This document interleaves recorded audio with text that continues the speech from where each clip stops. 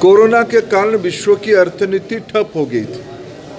विशेष करके हमें petroleum product को बाहर से लाना पड़ता है। देश के अंदर हमारे एक सीमित उत्पादन है। मैं कल भी कानपुर में कहा था, पिछले 2 साल में पेट्रोलियम क्षेत्र में विश्व में जो निवेश होना चाहिए था वो नहीं होने के कारण कच्चे तेलों में काफ़ी उछाल आई है।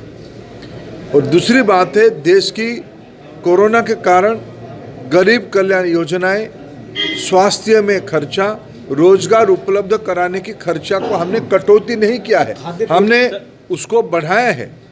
खाद्य तेल की भी एक अंतर्राष्ट्रीय किल्लत के कारण ये अस्थायी रूप में ये परिस्थिति में हम गुजर रहे हैं। आज मैंने कहा, विनम्रता से कहा, ये महंगाई एक प्रसंग है, लेकिन टीका आज 100 करोड़ लग चुकी है। गरीबों को हम प्रधानमंत्री खाद्यान्न योजना में भूखे रहने नहीं दिया। अर्थनीति को चालू रखने के लिए बजट में सबसे ज़्यादा पैसा इसी बार व्यवस्था किया गया, किसी के हाथ में काम खाली ना रहे, इसीलिए खर्चे भी बढ़े हैं।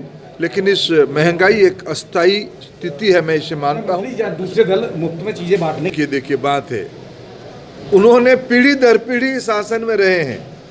कांग्रेस पार्टी दिल्ली और लखनऊ में दशकों तक शासन में रही।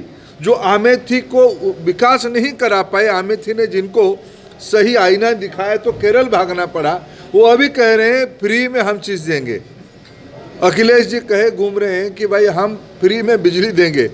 आपने भी तो अभी पिछले 15 साल, अभी तो योगी जी की 5 साल ही हुआ है, उसकी पहले 15 साल में 10 साल उन्हीं की परिवार में शासन था। बिजली था ही नहीं तो फ्री कहाँ से देते?